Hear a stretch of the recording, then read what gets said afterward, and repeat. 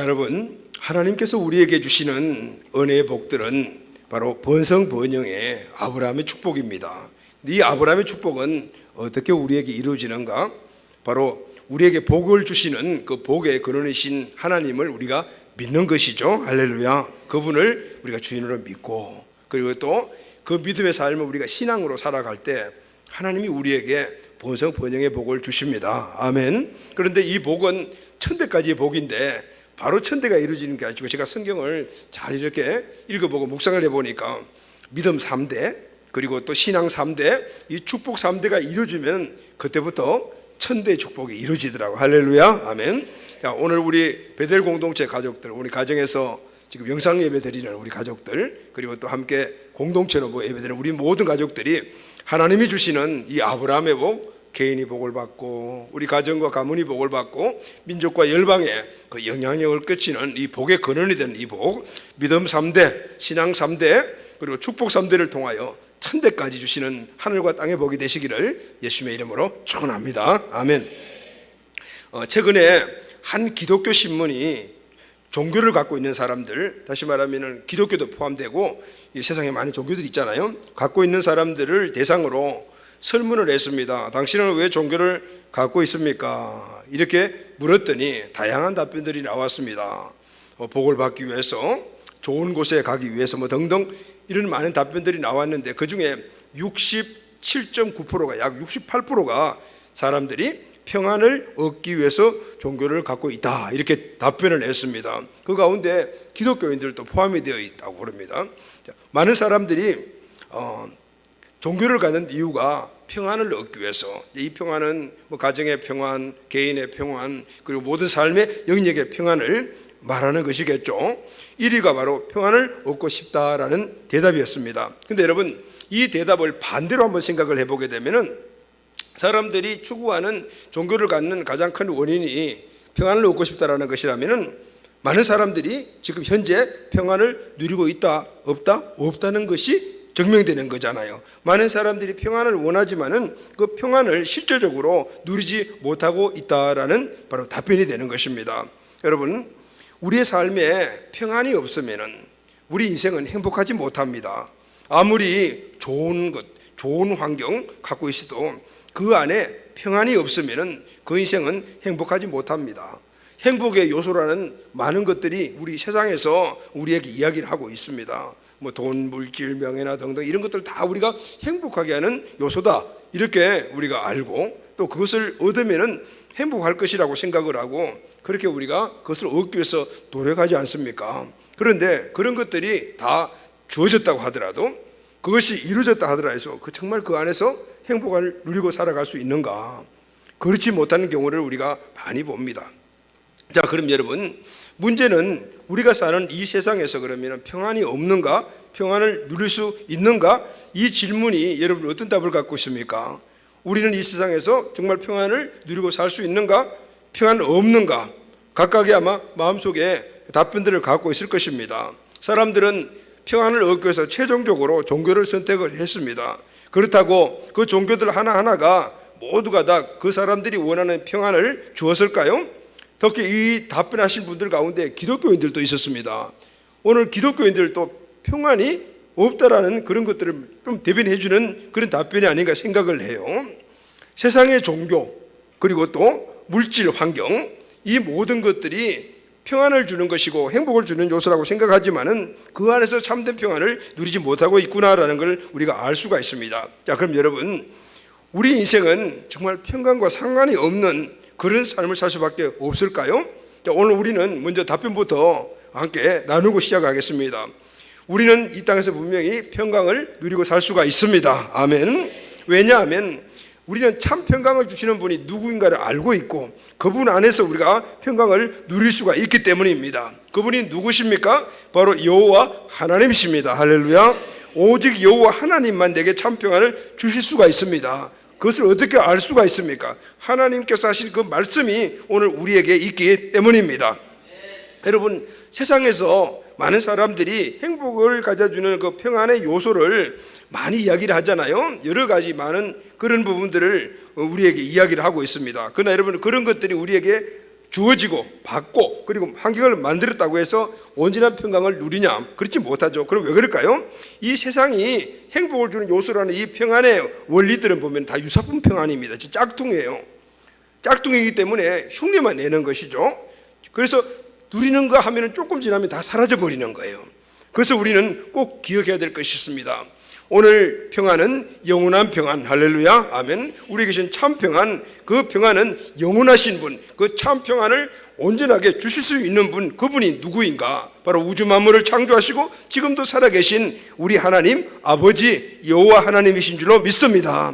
오늘 이 하나님에게서만 우리는 진정한 평안을 얻고 그 안에서 우리는 진정한 행복한 삶을 살아갈 수가 있습니다. 자, 여러분, 오늘 우리가 살아가고 있는 지금 현실적인 이 현 시대에 오늘 우리 주변의 환경을 한번 보면은 어떻습니까? 오늘 지금 현실적인 우리의 환경을 보게 되면은 참 평강하면은 그것이 좀 어렵다 이런 생각을 갖지 않습니까? 세계를 강타한 코로나 바이러스가 여전히 우리를 위협하고 있습니다. 어제 그 발표한 내용을 보니까 온 세계의 코로나 그 환자, 확진된 숫자가 지금 이때까지 완 것으로 최고라 그러네요. 지금 계속해서 확장되어 나가고 있고 지금 이란에서는 이란 인구의 30%가 코로나 확진자라고 그럽니다. 정말 애들 말로 장난 아니잖아요. 불안합니다. 자, 그런 면에서 봤을 때는 하나님 참 우리 민족을 지켜주시는 것 같아요. 할렐루야, 아멘. 나라 밖을 보게 되면은 북한의 위협은 점점 더 커가고 있고 국내 정치는 요즘 보면은 정말 뚜렷하게 양극화 현상이 일어나 국민들마저도 극단적인 이 양극화의 정점을 향해서 달려가고 있다 이런 느낌이 저는 같습니다. 일자리 문제는 우리 청년들의 실업 문제로 연결이 되어 가지고 요즘 청년들이 힘이 없고 회사들마다 정규직 비정규직 이런 것들 때문에 지금 난리들이 나 있습니다. 또 장사하는 분들 말씀들을 들어보면은 장사 잘 된다고 얘기하시는 분들이 없어요. 모두가 잘 안 된다고 한결같이 힘들다고 말씀하십니다. 여러분, 교회는 어떻습니까? 이 코로나 바이러스가 확장되니까 이 확장 방지를 위해서 정부가 정치하는 사람들이 명분으로 교회를 지금 압박하고 있습니다. 최근에 보니까 구리시에서는 교회 안에서 소그룹 활동을 하게 되고 그것을 신고하면 포상금을 준다라고 이야기하기도, 공문이 직접 내려와서 앞으로 벌금을 물리겠다고 이야기합니다. 이 정말 정치와 교회가 이게 분리되었거든요. 우리나라는 확실히 분리되었는데 이제는 정치권이 완전히 교회를 종교를 지금 압박을 하고 있고 특히 기독교가 좀 타겟 같아요. 그런 느낌을 많이 받습니다. 요즘 정말 우리는 한 번도 경험해보지 못한 세상을 경험하고 있습니다. 그래서 모든 상황들이 어때요? 평안하지 못합니다. 자, 그럼 여러분 이런 생각이 돼요. 왜 우리들에게만 이런 어려움들이 생기지? 이런 생각을 하실 수가 있지 않습니까? 왜 나에게만 이런 문제들이 생기냐? 그런데 여러분, 이런 문제는 오늘 본문이 말씀하는 구약시대 때나 또 사도 바울이 활동했던 이 신약시대에도 똑같이 있었습니다. 사도 바울 서신에 보게 되면은 사도 바울은 성도들에게 서신서를 보내고 난 다음 맨 끝에 항상 축복 기도를 할 때 항상 평안을 축복하고 있는 것을 볼 수가 있어요. 무슨 말씀일까요? 그 당시도 평안하지 못했다라는 겁니다. 그때나 지금이나 오늘 우리가 살아가는 이 세상에서는 온전한 평안은 없다, 그 말씀인 거예요. 그래서 여러분, 우리가 알아야 될 것이 있습니다. 오늘 우리는 옛날에도 있었고 과거에도 있었고 현재도 있고 그렇다면 미래도 분명히 이런 일들이 있을 것이라. 자, 우리는 어떻게 해야 될까요? 이 문제들에 극복할 수 있는 원리를, 그래서 항상 하나님 주시는 평강 안에 살아갈 수 있는 원리를 깨닫고 환경에 구애받지 않는 그런 평강의 삶을 살아가야 될 줄로 믿습니다. 아멘. 에베소서 6장 23절 말씀을 보면은 아버지 하나님과 주 예수 그리스도께로부터 평안과 믿음을 겸한 사랑이 형제들에게 있을지어다. 이렇게 할렐루야, 아멘. 평안과 믿음과 이 사랑은 한 짝이다라는 거예요. 우리의 믿음 안에, 하나님의 믿음 안에, 그분이 우리에게 주신 사랑 안에는 우리는 평안을 누릴 수 있는 요소들이 다 들어 있습니다. 자, 오늘 이 말씀이 우리에게 풍성하신 주신 은혜가 되기를 예수님의 이름으로 축원합니다. 자, 오늘 본문 말씀을 우리가 한번 분석을 해보면서 오늘도 본문 말씀 똑같은 말씀이에요. 똑같은 바로 평안에 대한 말씀을 우리에게 말씀하시고 평안을 얻을 수 있는 원리가 무엇인가, 그리고 또 그 방법에 대해서 말씀하시며 그 하나님의 평안은 어떤 평안인가에 대해서 말씀하고 있습니다. 자, 오늘 본문은 유다 왕국의 세 번째 왕인 아사 왕에 대한 기록의 일부분입니다. 구약에 나타나는 이 선민 이스라엘들의 고질적인 문제는 혼합주의 신앙입니다. 자, 출애굽에서 가나안 땅에 들어간 이스라엘 백성들은 그곳에서도 여호와 하나님을 잘 섬겼습니다. 그런데 문제는 한편으로는 하나님을 섬기고 한편으로는 가나안 땅, 가나안 족속들이 섬겼던 바알과 아세라를 함께 섬긴 거예요. 왜 그랬을까요? 하나님만 섬겨야 되는데 왜 그랬을까요? 이유는 딱 하나입니다. 욕심 때문입니다. 다시 말하면 탐욕 때문에요. 욕심이에요. 이 바알과 아세라는 농경신입니다. 이 바알과 아세라를 잘 섬기게 되면 비도 주시고 또 풍년되게 만들어 주신다는 바로 그 신이거든요. 그러니까 하나님을 믿고도 복을 받고, 그리고 또 바알과 아세라를 또 섬김으로 말미암아 그 풍요한 복도 받고, 그냥 이 모든 것들을 다 받고 싶은 바로 욕심이 바로 바알과 아세라를 섬기며 하나님도 섬기는 요즘에 양다리 작전을 했다고 합니다. 그들은 하나님을 믿고 세상에 주는 풍성함도 함께 누리고 싶었습니다. 이들의 신앙은 순수하지 않고 혼합주의 신앙이었습니다. 이런 신앙을 갖고 있는 한 그들에게는 온전한 평안이 있을 수 있을까요? 없습니다. 왜냐하면 온전한 평안은 하나님 주시는 것이기 때문입니다. 늘 주변국의 침략을 당합니다. 이런저런 문제로 근심거리로 고통을 당해야 했습니다. 왜 그들이 고통을 당했을까요? 딱 하나입니다. 평화의 원천이신 하나님의 품을 떠났기 때문입니다. 여러분, 하나님의 품에서 떠나는 그 순간 바로 이 세상을 장악하고 있는 원수의 공격에 딱 노출이 되는 겁니다. 하나님이 오늘 우리들에게 평안을 뺏어가는 게 아닙니다. 평안에 하나님의 그 품에서 떠나버리게 되면 금방 이 세상의 신들의, 이 세상의 것들에게 공격을 받기 때문에 평안을 잃어버리게 되는 것입니다. 그럼 이들은 참 평안을 얻으려면 하나님 품 안에 있어야 합니다. 그리고 떠났다면 빨리 돌아가야 합니다. 하나님의 보호 날개 아래 있어야만이 원수의 공격에서 보호함을 받을 수가 있게 됩니다. 그때 근심 걱정이 떠나가고 우리 인생의 모든 삶의 영역 안에 평안이 찾아오게 되는 것입니다. 아사왕은 이 통치기간 동안에 이 원리를 잘 적용을 했습니다. 아사왕은 백성들을 율법대로 잘 지도를 하고 항상 주님 품 안에 있게 만들었어요. 신앙의 본질을 지키도록 했습니다. 신앙의 본질은 하나님을 주인 삼고 주인으로 섬기며 그분의 품 안에 살아가는 것입니다. 할렐루야. 그때 이 우리의 주인 되신 하나님이 우리를 가슴에 품어주시는 거예요. 그때 우리는 그분 품 안에서 진정한 평안을 누리게 됩니다. 그래서 우리는 항상 꼭 알아야 될 하나가 하나님 앞에서 겸손해야 합니다. 할렐루야. 여러분, 겸손의 반대가 무슨 말이죠? 교만입니다. 이 교만은 바로 이스라엘 백성들이 그 주인 되었던 하나님을 떠나 마음대로 우상을 섬기며 살았어요. 이게 바로 교만인 거예요. 그러니까 평안이 없다고 말합니다. 하나님 안에서 누리는 평안의 원리는 아사왕에게만 이 시대만 적용되는 것이 아니고 바울 시대만 적용되는 것이 아니고 오늘 이 시대도 우리에게 주시는 바로 하나님의 은혜입니다. 할렐루야. 성경 전체의 기록의 원리도 보면은 우리가 어떻게 평안을 누릴 수 있는가? 하나님 안에서 예수 그리스도를 통해서 하나님 안에서만 누릴 수 있다는 것을 말씀하고 있습니다. 오늘 이 시대, 지금 현 시대를 살아가는 우리에게도 이 말씀은 그대로 적용이 됩니다. 사랑하는 가족 여러분, 오늘 이 원리를 잘 깨닫고 주님 주시는 주님 안의 평안을 우리 가족들이 다 누리게 되기를 예수 그리스도의 이름으로 축원합니다. 아멘. 자, 그럼 여러분, 구체적으로 참 평안을 얻는 방법이 뭘까요? 오늘 본문 말씀에서는 참 평안을 얻는 방법은 하나님을 찾는 것이다. 그래서 오늘 우리 안에 평안이 없다는 것은 평안의 원칙이 하나님이 떠났다는 것이죠. 그러면은 참 평안을 얻기 위해서는 하나님께 돌아가는 겁니다. 하나님을 찾는 겁니다. 역대하 15장 1절에서 2절 말씀을 보면 오늘 본문 말씀 앞절에 있는 말씀이죠. 이렇게 기록이 되어 있습니다. 하나님의 영이 오뎃의 아들 아사라에게 임하심에 그가 나가서 아사를 맞아 이르되 아사와 및 유다와 베냐민의 무리들은 내 말을 들으라. 너희가 여호와와 함께하면 여호와께서 너희와 함께 하실지라.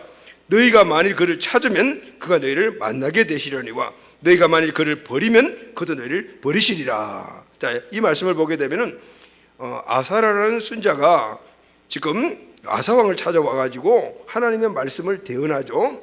아사를 맞이되 아사와 및 유다와 베냐민 무리들아 내 말을 들으라. 그리고 하나님의 평강이 임하는 공식을 그들에게 말합니다.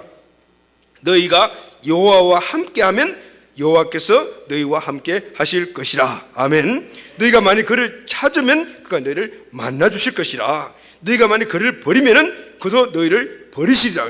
여러분 이 공식 참 단순하죠. 너무 쉽습니다. 너무 단순해요. 하나님을 찾으면은 하나님 만나주시고, 또 하나님을 버리면은 하나님들을 버리신다라는 거예요. 그러니까 하나님 관계가 오늘 우리가 이 땅에서 누리는 모든 평안의 원천이야. 관계가 가장 중요하다는 것을 말합니다. 성령의 감동을 받은 아수라 선지자는 아사왕을 찾아가서 여호와 하나님을 찾으라고 말합니다. 선지자의 말을 들은 아사왕은 용기를 냅니다. 그리고 대단하게 힘을 내어가지고 종교개혁을 단행합니다. 8절 말씀 보면은 아사가 이 말고 선지자 오세의 예언을 듣고 마음을 강하게 하여. 자, 여러분 우리의 삶의 변화는 하나님의 말씀을 듣는다고 해서 변화되는 게 아닙니다. 그 말씀을 들으면 어떻게 되겠죠? 행동으로 옮겨야 되겠죠? 할렐루야, 아멘. 그럼 행동을 옮기기 전에 마음을 강하게 해야 합니다. 할렐루야, 아멘. 마음을 강하게 해야 합니다. 왜냐하면은 오늘 하나님의 말씀을 내가 받아들이고 이 말씀을 실천하려고 하면은 오늘 이 말씀을 받아들일 수 있는 마음의 준비가 돼야 되는데 그렇게 하지 못하는 요소가 내 안에 있는 거예요. 그러니까 오늘 이것을 바꾸는 담대함이 우리에게 필요하다 그 말입니다. 그래서 마음을 강하게 하는 거예요. 마음을 강하게 하고, 그리고 이 아사왕은 대대적인 종교개혁을 다 이루어요. 그리고 10절을 보게 되면은 예루살렘의 백성들을 모으고 성회를 개최하고, 11절에는 전쟁터에서 얻은 전리품을 가져 감사 예배를 드리고, 12절에는 모든 백성들이 함께 우리가 하나님을 찾자라고 그렇게 맹세를 합니다. 이 사람들이 모여가지고 하나님을 찾는 것이 얼마나 중요한가라는 걸 알았어요. 그러니까 앞으로 우리가 하나님 찾자면 큰일 나겠다. 그러니까 앞으로 진짜 우리가 하나님을 찾자. 그래서 서로 약속을 하고, 어떤 약속을 하면 15절에 보게 되면 만약에 하나님을 찾지 않은 사람을 죽여버리겠다고 이렇게 서로 약속을 하는 거예요. 그만큼 이 사람들은 생명 걸만할 정도의 이런 은혜가 하나님을 찾는 것에 있구나라는 것을 알게 되는, 더 놀라운 사실은 이 사실을 어떻게 기뻐했다라고. 할렐루야, 아멘. 여러분 오늘 우리가 힘들고 애쓰며 정말 생명 걸만한 일들이 우리에게 있다 하더라도 그것이 우리에게 본질적으로 하나님의 정말 축복이요, 그것이 본질적으로 우리가 누릴 수 있는 가장 큰 은혜라면은 오늘 우리는 그것이 힘들더라도 기뻐하며 그 일을 감당할 수가 있습니다. 믿습니까 여러분? 이렇게 왕과 백성들이 맹세하여 하나님을 찾자 하나님께서 이스라엘에게 축복해 주셨어요. 어떤 축복을 주셨습니까? 오늘 15절 말씀을 보면은 온 유다가 이 맹세를 기뻐한지라. 우리가 만약에 하나님 찾지 않으면은 죽여버리겠다고 하는 이 말도 기뻐했더라고요. 그래서 무리가 마음을 다해 맹세하고 뜻을 다하여 여호와를 찾았으므로 여호와께서 그들을 만나주시고, 할렐루야, 하나님을 찾으면 하나님 만나주십니다. 그리고 그들의 사방에 평안을 주셨더라. 아멘. 평안을 주셨는데 사방에 평안을 주셨어요. 다시 말하면 그들의 삶의 모든 환경에 구석구석 미치지 않는 곳이 없도록 평안을 하나님이 주셨다라고. 아멘. 자, 여러분 역대하 14장 1절에 4절 말씀을 보면요, 우리가 읽은 본문 말씀 앞장인데, 아비야가 그의 조상들과 함께 누움에 다윗성에 장사되고, 이 아비야는 누구냐면요, 남유다의 2대 왕인데 아사왕의 아버지입니다. 아버지가 그러니까 선왕이 죽었죠. 그의 아들 아사가 대신 왕이 되었습니다. 아사가 왕이, 그의 시대에 그 땅이 10년 동안 평안하니라 그랬어요. 왜 10년 동안 평안했을까요? 아사가 그의 하나님 여호와 보시기에 선과 정의를 행했다. 하나님 보시기에 기쁜 일을 했죠. 그 기쁜 일이 뭐냐면은 이방 제단과 산당을 없애고 주상을 깨뜨리고 아세라상을 찍고 다시 우상을 섬기지 않고, 그래서 주인 대신 하나님만을 섬겼다 그 말이잖아요. 그 조상들의 하나님 여호와를 찾게 하며, 그래서 자기들이 우상을 섬기던 그 주상을 제거하고 이제 하나님을 찾게 만들었고, 그리고 율법과 명령을 행하게 하고, 또 유다 모든 성읍에서 산당과 태양신을 없애고, 그러니까 나라가 그 앞에서 평안함을 누리니라. 할렐루야, 아멘. 하나님이 기뻐하시는 뜻을 행하여 그리고 하나님을 찾아가니까 하나님이 그 땅에 10년 동안 평안을 주셨더라. 근데 여러분 이 10년이라는 말이 마음에 좀 와 걸리죠. 왜냐하면 평생 20년, 100년 이렇게 평안을 누려야 되는데 왜 10년일까요? 이 역대기를 전체를 보게 되면요, 안타깝게도 아사왕이 초창기에는 이렇게 잘했어요. 평안을 누렸는데 말년에 실수를 합니다. 아사왕 시대는 남북이 이렇게 분열된 시대예요. 아사왕은 이 북이스라엘이 아주 강성해지니까 이제 그 당시에 이방 나라에 있는 아람 왕 베나닷과 정치적인 동맹을 맺어요. 근데 여러분 그럴 수 있지? 아닙니다. 왜냐하면은 하나님만을 의지해야 될 이 아사왕이 인간의 힘을 의지한 거예요. 이건 불신앙적인 행위라. 이렇게 하나님을 멀리하는 아사왕은 선자들이 와서 하나님의 뜻을 책망을 해요. 그럼 받아들여야 되잖아요. 안 받아들입니다. 선자들 감옥에 막 가둬버립니다. 이 선자의 경고에도 정신을 못 차리니까 하나님의 아사를 돌이키기 위해 이번에는 아사의 몸에 병이 나게 만듭니다. 그래서 경종을 줍니다. 그런데도 불구하고 아사왕은 그 병이 나니까 하나님께 나가야 되는데 인간 의사를 계속 찾아왔어요. 결국은 아사왕은 그 병으로 고생하다가 인생을 마치게 됩니다. 여러분, 무슨 의미일까요? 평강의 비결은 하나님을 찾고 하나님 품 안에 거할 때 하나님이 주시는 거예요. 아사왕이 초창기 10년 동안 평안을 누리실 때는 하나님 품 안에 있을 때지만 그 품 안을 떠나버리니까 이런 엄청난 문제들이 생겼던 거예요. 하나님의 뜻을 따라 흔들리지 않고 살아갈 때 우리 안에 평강이 임하게 되는 것입니다. 시편 73편 27절에서 28절 말씀을 보면 대저 주를 멀리하는 자는 망하리니 하나님께 가까이 하는 자가 내게 복이니라. 그래서 할렐루야, 아멘. 하나님을 가까이 하면은 하나님 관계가 회복되면 모든 것이 회복되는 줄로 믿습니다. 아멘. 하나님의 관계가 꼬이면 만사가 다 꼬이는 겁니다. 하나님의 관계가 풀리면 만사가 다 풀리게 됩니다. 하나님 관계가 막히면 사방이 다 막혀버리는 겁니다. 그러나 하나님 관계가 열리게 되면 사방이 다 열리게 되는 것입니다. 그러나 모든 우리 삶의 이 평강과 삶의 관계 문제는 하나님과 관계에서 이루어지는 거예요. 할렐루야. 오늘 하나님은 우리 인생을 꼬이게도 만들고 풀리게도 만들고 열리게도 만들고 닫게도 만드시는 분이십니다. 그래서 우리는 그분과의 관계 속에서 그분의 뜻을 따라 그분을 내 인생의 주권자로 주인으로 모시고 살아가게 되면 꼬이는 것이 풀어지고 또 매듭지은 것들이 풀어지며 닫힌 것들이 열려지는 은혜의 평강들이 우리에게 임하게 되는 것입니다. 하나님을 주인 삼고 살아갈 때 진정한 평강이 우리에게 임하게 됨을 믿습니다. 아멘. 자, 그럼 여러분, 하나님을 찾으면은 이런 모든 것들이 해결되는데 그러면 하나님을 찾는 구체적인 방법이 뭘까요? 어떻게 하나님을 찾아야 합니까? 우리가 어떻게 하나님을 찾아야 되죠? 오늘 본문 말씀을 보게 되면은 두 가지를 구체적으로 우리에게 이야기를 합니다. 첫째는 예배입니다. 두 번째는 기도라고 말씀하고 있습니다. 여러분, 자, 예배를 통해서 우리가 하나님을 찾고 하나님을 만나고 하나님의 품 안에서 평안을 누릴 수가 있습니다. 다시 본문으로 들어갑시다. 15장 10절에서 11절 말씀. 아사왕 제15년 셋째 달에 그들이 예루살렘에 모이고 그날에 늘어난 물건 중에서 소 700마리와 양 7,000마리로 여호와께 제사를 지냈다. 그전에는 우상을 섬긴다고 제사도 안 지냈어요. 그런데 다시 이제 회복하여 제사를 지냈습니다. 여러분, 제사가 무엇을 의미합니까? 오늘 예배를 의미합니다. 그런데 제사를 드리는데 오늘 본문 말씀을 보니까 소 700마리, 양 7,000마리를 잡아가지고 제사를 드렸더라 그랬어요. 물론 숫자도 굉장히 중요하지만은 오늘 이 본문에서 말하는 이 숫자는 7이라는 숫자인데 완전수를 말합니다. 다시 말하면은 이 예배를 드리는 아사왕과 이스라엘 사람들의 마음의 중심이 무엇인가라는 것을 증명해 주는 숫자예요. 이들은 정말 전심으로 영과 진리로 정말 하나님을 찾았고 정성을 다해서 하나님께 예배를 드렸다. 할렐루야. 누구같이? 오늘 여러분들 같이. 아멘, 아멘.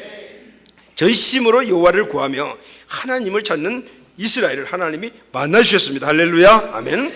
예배를 통해서 하나님 관계가 회복이 되었습니다. 하나님께서 그들의 마음과 환경과 나라의 평안을 허락하여 주셨습니다. 그래서 15절 하반절에 보면 그들의 사방에 평안이 임하니라 그랬어요. 사랑하는 가족 여러분, 오늘 지금 현실적인 이 시대에 오늘 우리가 예배가 회복되어야 합니다. 아멘. 하나님의 임재가 오늘 우리 가정과 교회와 이 나라 이민족 위에 지도자들 위에 임해야 합니다. 그럴 때 오늘 이 모든 문제들이 돌파가 일어나며 이민족 위에 오늘 교회 위에 우리 가정과 우리 모두 위에 하나님의 평강이 사방으로 미치게 될 줄로 믿습니다. 아멘. 두 번째는 기도입니다.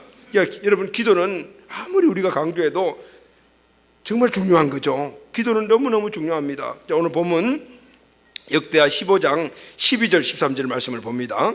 또 마음을 다하고 목숨을 다하여 조상들의 하나님 여호와를 찾기로 언약하고, 찾기로 하면 하나님께 기도하는 겁니다. 어떻게 했어요? 우리가 하나님을 찾자라고 약속합니다.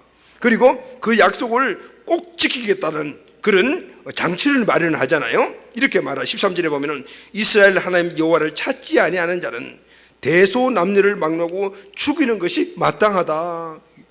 왜요? 생명 걸고 지켜야 될 것이기 때문에. 그렇게 지금 서로들 약속을 하는 거예요. 그리고 무리가 큰 소리로 외치며 피리와 나팔을 불어 여호와께 맹세하며 온 유다가 이 맹세를 기뻐한지라 그랬어요. 그리고 무리가 마음을 다하여 맹세하고 뜻을 다하여 여호와를 찾았으므로 여호와께서 그들을 만나주시고 그들의 사방에 평안을 주셨더라. 아멘. 자, 여러분, 오늘 이스라엘과 아사 왕의 이 모습을 보게 되면요, 이 두 가지가 딱 균형을 이루고 있습니다. 첫째는 마음으로 맹세하고 그리고 뜻을 다해서 하나님을 찾았더라. 그러니까 여러분, 믿음과 행동이 하나로 일치된 것을 볼 수가 있습니다. 오늘 우리는 마음으로 맹세는 많이 합니다. 그런데 실제 행동으로 옮기지 못하는 모습들을 많이 보잖아요. 그건 참 믿음이 아닌 거죠. 믿음은 맹세, 다시 말하면 마음에 준비된 것을 그냥 뜻을 이루고 하는, 행동으로 옮겨지는 겁니다. 이것을 진정한 믿음인 것이죠. 지금 이스라엘 백성들은 하나님을 찾자 마음에 맹세만 한 것이 아니고 실질적으로 하나님을 찾았습니다. 할렐루야. 하나님을 찾았을 때 하나님이 만나주시고 그들의 사방에 평안을 주셨더라. 그래서 아멘, 아멘. 여러분, 하나님께서는 전심으로 예배하며 기도하는 이스라엘을 만나주셨습니다. 우리가 기도할 때 하나님이 우리에게 가까이 오셔 우리의 기도에 귀를 기울여 주십니다. 시편 145편 18절 말씀을 보면은 여호와께서는 자기에게 간구하는 모든 자, 곧 진실하게 간구하는 모든 자에게 가까이 하시는도다. 할렐루야. 진실하게 하나님께 나와 기도하면 하나님이 가까이 해 주시는 거예요. 아멘. 여러분, 여호수아는 가나안 정복 전쟁에 아주 장군이었잖아요. 가나안 정복 전쟁을 수행하면서 승승장구했습니다. 어떻게 해서 이렇게 승승장구했을까요? 전술입니까? 군사력입니까? 아닙니다. 여호수아가 가나안 전쟁에서 승승장구했던 이유가 있습니다. 출애굽기 33장 11절 말씀을 보면요, 사람이 그 친구와 이야기함 같이 여호와께서는 모세와 대면하여 말씀하시며 모세는 진으로 돌아오나 그 수종자 눈의 아들 청년 여호수아는, 자, 여기 보면은 여호수아는 모세의 수종자라고 했죠. 모세의 종입니다. 그런데 이 모세가 나아가서 여러 가지 많은 일을 할 때 이 여호수아는 모세를 따라다니지 않았어요. 자, 어떻게 하냐면 모세가 진으로 돌아오나 그 수종자 눈의 아들 여호수아는 뭐냐면 해막을 떠나지 아니라고 해서 할렐루야 하면, 해막이 뭐죠? 교회죠.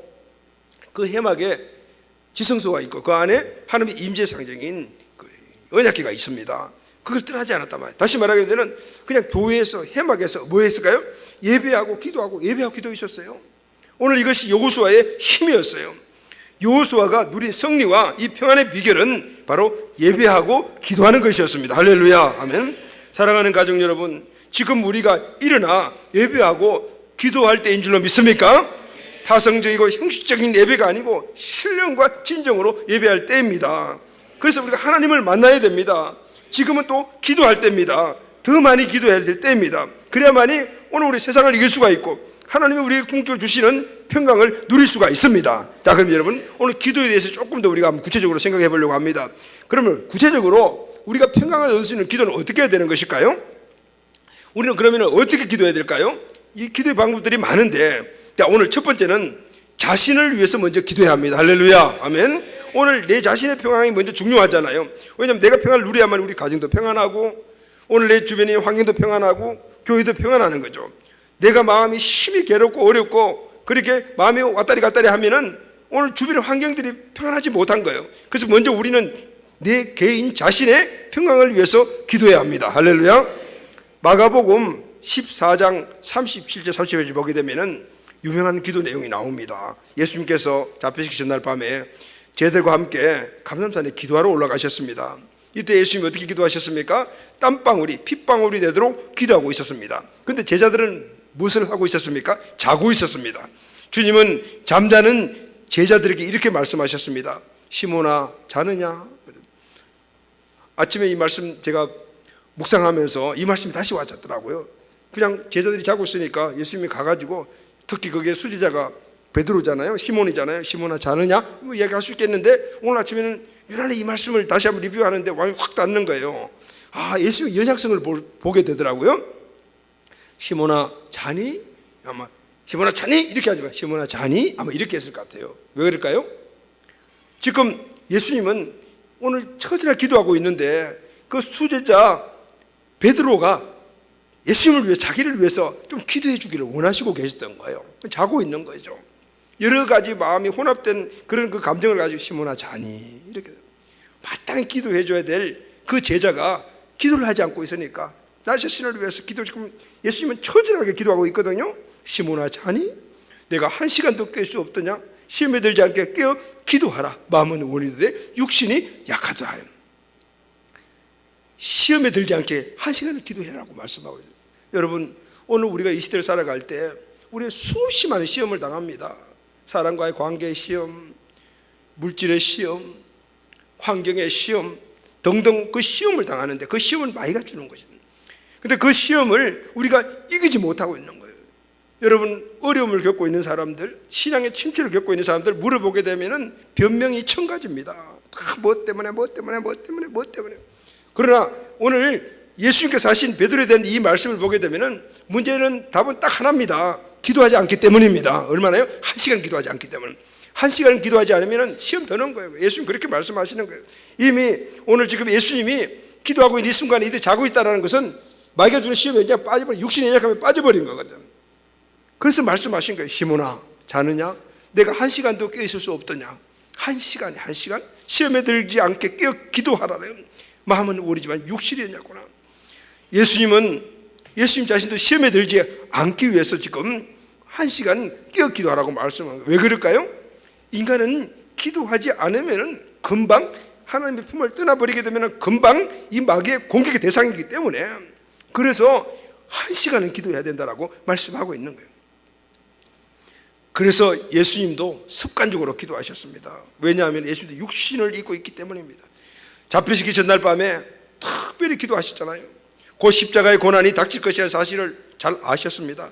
십자가의 고난이 육신을 입고 있는 이 육신에 주어지는 이 고통이 얼마나 큰 것인가는 예수님은 너무나 잘 알고 있습니다. 그러니 이 육신은 뭐예요? 이 십자가를 거부하고 싶은 마음이 생기는 거예요.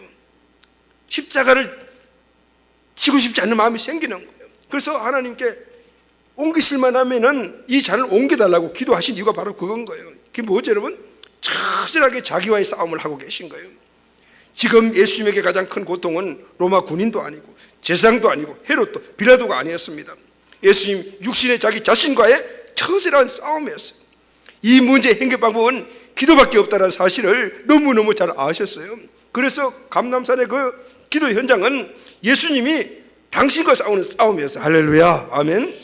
그렇게 처절하게 싸우고 계실 때 하나님이 천사를 보내주셔가지고 그 기도를 도와주시고, 여러분 오늘 우리가 나 자신과의 싸움에서 정말 기도하고 처절할 정도로 생명을 기도하면 분명히 승리하도록 만들어 주십니다. 아멘. 천사를 보내주시어 도와주시고요. 여러분, 우리가 신앙생활에서 최후의 승리를 얻기 위해 마지막 적, 가장 무서운 적은 바로 나 자신과의 싸움입니다. 그래서 여러분, 오늘 우리는 지금 나 자신과의 싸움에 이 기도를 해야 될 때고요. 나 자신을 위해서 기도해야 합니다. 여러분, 나 자신은 나 혼자뿐만 아니에요. 오늘 부부가 함께 손을 잡고 기도해야 합니다. 할렐루야. 마귀는 우리 가정을 얼마나 많이 지금 공격을 하고 있습니까? 부모와 자녀 간의 문제도 얼마나 많습니까? 부모와 자녀 간에 손을 잡고 기도할 때인 거예요. 우리 가정을 위해서, 우리 가족을 위해서, 우리 교회를 위해서, 우리 기업을 위해서 우리가 기도할 때인 줄로 믿습니다. 아멘. 두 번째는요, 지금은 비상기도를 해야 될 때입니다. 첫 번째는 우리를 위해서 기도했다라면 이제는 나 주변의 환경과 가정과 나라와 민족과 교회를 위해서 기도할 때입니다. 감람산에서 예수님은 잠이 든 제들을 들을 수 있도록 큰 소리로 처절하게 땀이 피가 되도록 기도하셨잖아요. 절규하며 기도하셨거든요. 몸부림치며 기도하셨거든요. 예수님은 하나님이십니다. 기도할 필요가 없는 유일한 분이 있다면 예수님이실 것입니다. 그런데 그분이 하나님이신 그분이 기도하셨습니다. 하나님께 매달려 기도하셨습니다. 피를 토하며 기도하셨습니다. 왜 이렇게 간절하게 절박하게 기도하실까요? 지금 그 상황이 비상시기이기 때문이었습니다. 하나님께 기도해야 할 특별한 비상시기. 무슨 비상일까요? 지금 예수님은 만약 자기 자신과의 싸움을 지게 되면 인류 구원의 역사를 이루느냐 못 이루느냐, 여기에 문제가 달려있던 거예요. 만약에 여기서 자기 자신과의 싸움이 지면 하나님이 나를 통한 그 인류 구원의 역사는 끝나는 거예요. 그러니까 이 시기는 비상시기예요. 예수님께서 비상시기인 거예요. 개인의 연약함과 함께 비상시기니까 오늘 이 비상시기를 이기기 위하여 기도했고 제자들에게 함께 기도하라고 그렇게 말씀해요. 누가복음 45절 46절 말씀을 보게 돼요. 14장 45절 46절 말씀 보면은 기도 후에 일어나 제자가 슬픔을 내어 잠든 것을 보시고 어찌하여 자느냐라고 물어서 예수님은 기도하시다가 제자들이 기도하고 있을 것으로 예상하고 가서 보니까 다 자고 있어요. 비상사태가 선포되고 예수님은 절구하며 기도하는 그 시간에 제자들이 자고 있었어요. 그래서 어찌하여 자느냐라고 물었다. 이 말씀의 원어 의미를 보면요, 어찌하여 호흡이 끊어졌느냐라는 뜻입니다. 어찌하여 내 신앙이 죽었느냐라는, 기도가 끊어지게 되면 우리의 영혼은 호흡이 끊어지는 거예요. 죽는 거예요. 성경은 잠자는 자를 죽은 자와 동료로 말하고 있습니다. 여러분, 비상시기는 함께 기도하는, 할렐루야 하면 함께는. 그래서 예수님은 제자들에게 이 비상시기에 함께 기도해야지 어떻게 너희들은 자고 있느냐 이렇게 말씀하신 것입니다. 여러분 아십니까? 지금 우리가 다방면에서, 모든 면에서 함께 교회와 성도가 기도해야 될 비상시기입니다. 아멘. 한국 교회와 성도에게 기도 비상령을 내려야 할 때입니다. 한국 교회가 위기에 처해 있습니다. 교회가 세상의 지탄을 받는 것은 부쩍 오래전이는데 이제는 쓰러져 가고 있습니다. 코로나 때문에 아까 말씀드린 정치권으로부터 압박을 받고 있습니다. 예배와 모임, 훈련 등의 역동성이 떨어지면서 성도들이 신앙의 힘을 잃어가고 있습니다. 예전에는 꿋꿋하게 마귀의 공격도 잘 이기던 그런 신앙인들이 요즘은 막 펑펑 떨어져 나가는 거예요. 왜냐하면 예배 기도에 집중을 못하기 때문에, 은혜들이 떨어지기 때문에 공격받으면 예전과 달리 넘어지는 겁니다. 넘어지는 거예요.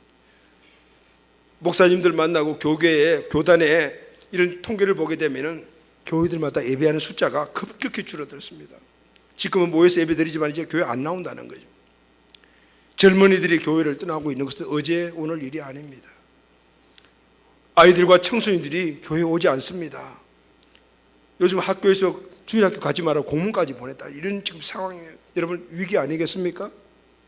이런 상황에서 우리가 영적 위기를 못 느낀다면 이건 정말 큰 문제인 거예요. 정치적으로 보게 되면 정치가들이 무언가를 보여주지 못하고 있습니다. 총선이 끝나고 여당이 대승했지만 그들로부터 국가적으로 변화, 변혁과 우리에게 주는 평강과 행복의 삶을 기대할 수 있을까? 대통령의 리더십도 문제도 있는 것 같고, 저는 정치에 대해서 잘 모르지만은 환경들이 그런 것 같아요. 다들 그런 이야기를 해요. 지도자들이 국가가 가야 할 정확한 방향 제시를 제대로 못하고 있는 것 같기도 해요. 코로나 때문에 세계 경제는 무슨 위기를 맞이하고 있습니다. 선진국의 경제 위기가 전 세계에 지금 영향을 미치고 있습니다. 이 경제 침체, 기업의 침체는 곧바로 우리 젊은이들에게 그냥 그대로 그냥 해당이 되어서 제대로 갈 길을 찾지 못해서 방황하고 있는 그런 우리 청년들이 얼마나 많은지 모릅니다. 남북관계는 어느 때보다 경색되어 파국으로 치닫고 있는 것 같고, 중국과 일본, 한국의 동북아 관계는 점점 악화되어 있는 것 같습니다. 학교 교육을 보게 되면은 이제는 윤리, 도덕 이런 교육은 아예 없고 지식만 추구하는, 그런 머리만 큰 그런 다음 세대를 양육하니까 앞으로 우리나라, 우리 가정, 교회의 미래가 어떻게 될 것인가 좀 답답합니다. 이런 상황들이 결국은 우리 청년들, 우리 교회자는, 우리 가정의 자녀들에게 그들이 영향을 미쳐버리는 거예요. 요즘 포괄적 차별금지법이라는 것이 지금 다시 정의당에 의해서 국회에 지금 이제 상정이 되어 가고 있는, 이 포괄적 차별금지법은요, 이전에 노무현 대통령 있을 때부터인가 해가지고 6번에 걸쳐가지고 상정을 했는데 그것이 무산된 법이거든요. 여러분도 잘 아시겠지만은 이 포괄적 이 차별금지법은 진짜 그 안에 들어가 보게 되면 목적이 소수의 어떤 차별받는 사람들을 갖다가 차별하지 말자는 그런 의미가 아니에요. 지금 포괄적 차별금지법은 그 내용이 아닙니다. 이미 우리나라에는 20개 이상의 개별적 차별금지법이 시행되고 있거든요. 예를 들면 장애자, 그리고 또 뭐 남녀차별법, 뭐 노예학자법 이런 부분들이 이미 법제화돼 가지고 다 혜택을 받고 있단 말입니다. 그러면은 지금 상정되고 있는 포괄적 이 차별금지법이 뭐냐면요, 딱 원인이 딱 하나예요. 여기다 두리뭉실하게 같이 딱 집어넣은 게 뭐냐면은 성소수자들을 갖다 인정하자라는 거예요. 다시 말하면은 성적 지향자들 모든 것들을 갖다가 다 들어주자 그 말이거든요. 그 중에서 가장 큰 것이 동성애자들입니다. 여러분, 이 사람들이 요구하는 것들은 동성애는 선천적인 것이기 때문에 그걸 갖다가 똑같이 들어줘야 된다. 동성애자들이 차별받는 것에 대해서 막 부각을 시켜요. 그런데 여러분, 이 동성애는 이제 의학적으로 증명이 되었습니다. 그것은 선천적이 아니고 후천적이라는 거예요. 그분들이 겪고 있는 그런 아픔은 우리가 공유를 해야 돼요. 그리고 그분들을 갖다가 정말 정상적인 삶을 살아서 도와줘야 되는데 그 사람들의 그 모습들을 갖다가 법률화 해가지고 공적으로 인정해 주게 되면요, 이때부터는 심각한 문제가 일어납니다. 이들이 그것만 가지고 이야기를 하니까 그건 자기도 아니고 윤리적으로 도덕적으로 이건 안 맞는 걸 아니까 전체적으로 포괄적으로 같이 다 넣어가지고 한꺼번에 이걸 갖다가 법조하자 그 이야기거든요. 여러분, 이게 만약에 이제 법률로 통과되게 되면요, 앞으로는요 이제 여자 사이만 맞아야 되고 남자 며느리를 맞아야 되는 이런 시대가 옵니다. 성경은 이걸 분명히 도덕적 윤리적으로 아니고 죄라고 이야기를 하고 있습니다. 그 사람들을 갖다가 우리가 차별하고 그리고 그 사람들을 갖다가 제약시하면 안 돼요. 그러나 그걸 갖다가 적극적으로 조정할 수 있는 이 부분에는 성경적이 아니기 때문에 우리가 과감히 반대해야 돼요. 여러분, 이해가 되시죠? 정치인들은 자기들의 어떤 입지를 크게 만들기 위해서 자꾸 튀는 행동들을 자꾸 말을 하잖아요. 그러니까 자꾸 이런 것들을 지금 서구 세계에서 지금 실시하면서 일어나고 있는 이런 많은 문제들을 갖고 와가지고 우리는 그런 걸 하지 않으니까 그걸 이야기를 해가지고 튀는 행동으로 자기들을 부각시키려고 하는 이런 것들이 여기 들어있는 거예요. 그런데 문제는요, 이런 여러 가지 환경들 이런 것들이 그냥 다른 사람들의 얘기고 나하고 상관없으면 문제가 없지만은 이 일들이 우리 자녀들에게 앞으로 이제 문제가 있는 거예요. 우리 자녀들이 앞으로 이게 통과되게 되면은 학교에서 동성애 성관계에 대한 교육을 받는 거예요. 이게 참 애들이 있어가 말을 못 하겠네요. 그러면은 우리 가정에도 문제가 되고 교회도 이 나라 이민족에 막강한 영향을 미치는 다 고리들이 다 연결되어 있다. 후유증이 장난이 아니야. 만만하잖아요. 그러면 어떻게 될까요? 평안이 없어지는 겁니다. 여러분, 요즘 여러분들 직장생활 어떻습니까? 우리 사업하신 분들 어떠세요? 여러분 개인의 신앙생활 어떻습니까? 영적 상태는 어떻죠? 우리 교회는 어떻습니까? 다 하나하나 짚어보면 지금 비상시기입니다.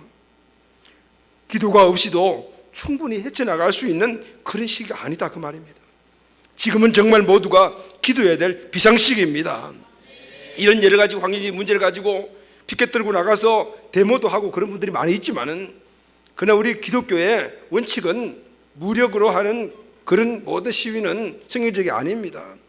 분명히 그렇게 하지 않고도 해결될 수 있는 방법이 있다 그 말입니다. 할렐루야. 사람들은 그것을 가지고 소극적인 방법이라고 하지만은 그러나 그것이 성경에 정해진 원칙인 거예요. 뭐죠 여러분? 우리는 하나님이 우리에게 참 평강을 주신다는 분의 사실을 확실하게 믿음을 가지고 오늘 그분 앞에 나가서 그 평강을 누릴 수 있는 방법을 실천하는 겁니다. 할렐루야. 아멘. 바로 예배하고 기도에 오늘 비상시기라는 사실을 깨닫고 우리가 같이 함께 나가야 될 줄로 믿습니다. 아멘. 우리가 주님을 찾고 예배하고 기도할 때 아사시대 때 이 원리 근본적인 본질을 추구했을 때 하나님이 아사시대에 10년의 평안을 주셨어요. 그러면 우리도 하나님을 찾고 예배하고 기도하면 하나님이 우리에게 평안을 줄 줄로 믿습니까? 아멘. 그러면은 그 평안이 어떤 평안이냐? 오늘 본문이 말씀하죠. 15절에 보면은 온 유다가 이 맹세를 기뻐한지라 무리가 마음을 다하여 맹세하고 뜻을 다하여 여호와를 찾았으므로 여호와께서도 그들을 만나주시고 그들의 사방에 평안을 주셨더라. 그러면 사방에 동서남북 사방에 평안을 주셨더라. 우리 가정에 동서남북 사방에 구석구석 다 평안을 주셨더라. 오늘 우리 모든 환경에 일하는 민족의 동서남북 사방에 구석구석 평안을 주셨더라. 우리 교회에 구석구석 다 평안을 주셨더라라는 거예요. 아멘. 하나님이 주시는 평안은 두 가지입니다. 외적 평안과 내적 평안입니다. 외적 평안은 환경에 주시는 평안입니다. 아멘. 우리 삶에 형통하게 만들어줘요. 장애물을 없애주시는 거예요. 시편 119편 165절 보면은 주의 법을 사랑하는 자에게는 큰 평안이 있으니 저에게 장애물이 없으리로다. 아멘. 그리고 내적 평안을 주십니다. 내적 평안은 이는 환경을 초월하게 하는 평안입니다. 다시 말하면 환경을 이기게 하는 마음의 평안을 하나님이 주십니다. 아멘. 이사야 26장 3절 말씀 보면은 주께서 심지가 견고하는 자를 평강을 지키려니와 이는 그가 주를 의뢰함이라 그랬어요. 여러분, 우리 마음 안에 정말 하나님 주시는 강물과 같은 그 평안들이 확 갑자기 되면 확 이길 수가 있습니다. 그래서 우리는 개인의 평안을 위해서 먼저 기도해야 되는 것이죠. 사랑하는 가족 여러분, 이 세상에는 우리에게 진정한 평안을 줄 수 있는 것이 있을까요? 참 평안은 없습니다. 그래서 참 평안을 주시는 우리는 하나님을 찾아야 합니다. 그리고 그 품 안에 우리가 안겨야 합니다. 이때 내 삶의 모든 환경에 사방에 형통이 오게 될 줄로 믿습니다. 답답한 일을 당하고 우겨쌈을 당한다 해도 우리 영혼의 강물같이 평안을 하나님이 주심으로 말미암아 환경을 초월하여 평안을 누릴 수 있는 은혜가 우리에게 있게 되는 것입니다. 이 사방의 평안이 오늘 예배의 기도를 통해서 우리 공동체 온 가족들의 삶에 회복되기를 예수님의 이름으로 축원합니다. 아멘.